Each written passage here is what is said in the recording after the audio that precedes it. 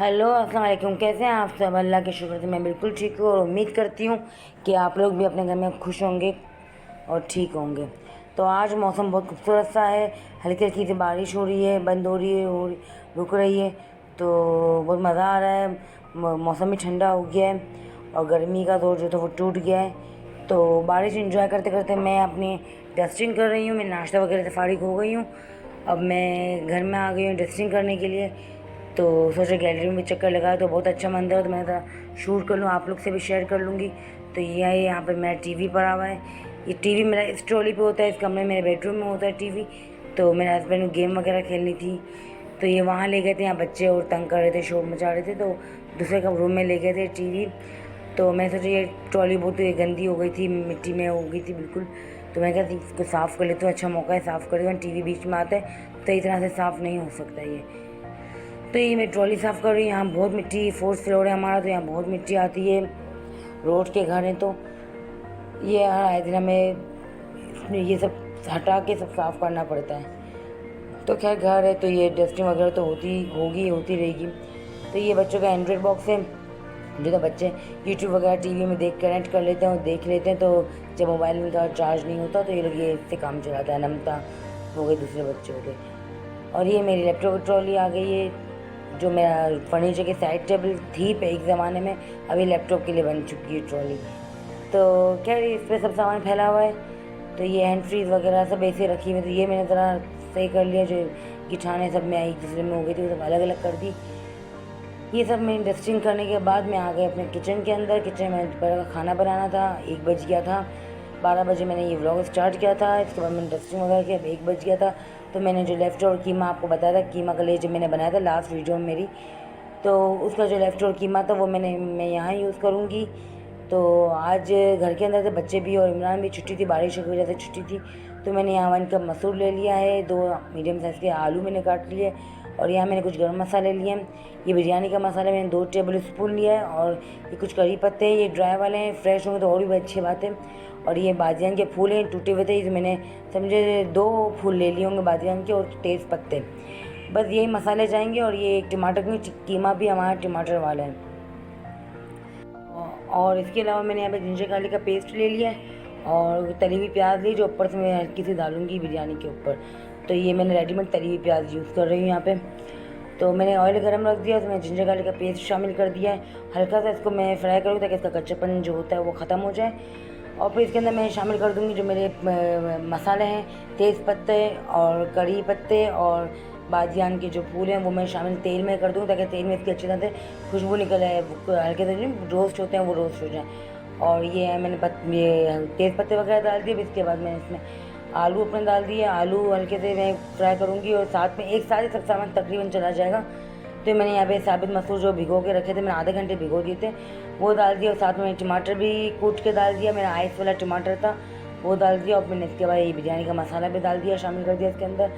झटपट बन जाती है, जैसे मुझे ईजी लगती है। तो कीमा भी तैयार था, तो इसमें कीमा नहीं भी हो तो बगैर कीमे की भी ये बहुत अच्छी लगती है। तो मेरे पास कीमा था, लेफ्ट और पड़ा था, तो मैंने इसमें शामिल कर दिया। क्योंकि इसमें खास लोग, बहुत से लोग कीमा भी खास इसके लिए शामिल करते हैं, लेकिन ये तो मेरा लेफ्ट ओवर था तो मैंने शामिल किया, वरना मैं नहीं भी डालती तो मेरी बिरयानी अच्छी बनती। तो कीमा मेरा ज़रा आइस वाला था तो जमा हुआ, तो मैंने ये कीमा डाल के थोड़ा सा इसमें पानी डाला ताकि सब ड्राई हो गया था। तो ये कीमा मेरा पिघल गया था जो आइस वाला था। तो अब मैं इसको ढक दूँगी जब तक आलू नहीं गल जाता। आलू गलेंगे तो साथ ही मेरे मसूर भी गल जाएंगे। तो ये मैंने ढक के मैं वापस घर में आए तो यहाँ पे बहुत अच्छा खूबसूरत सा मौसम हो रहा था।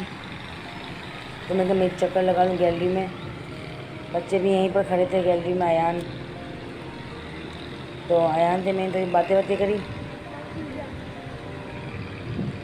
और ये देख रही मौसम, खूबसूरत सा मौसम हो रहा है। अयान मज़ा आ रही है माँ? इधर देख, मज़ा आ रही है?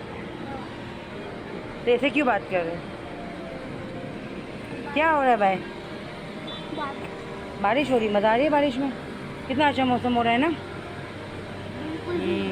मज़ा आ रही है ना यहाँ पे।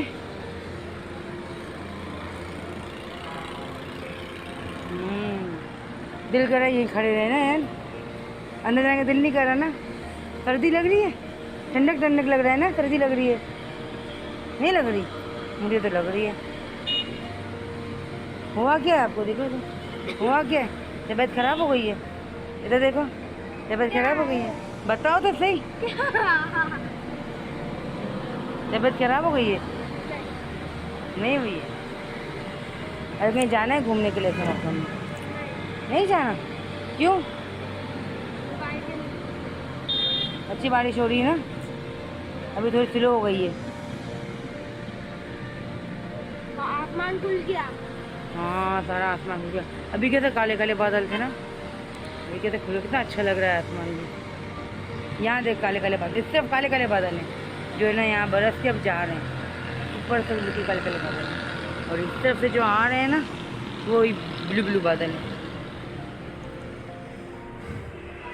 तो यहाँ से मैं गपशप लगा रही थी, गैलरी में चली गई थी जब तक ये मेरे मसूर गल गए, देखें अच्छी तरह से सॉफ्ट हो गए।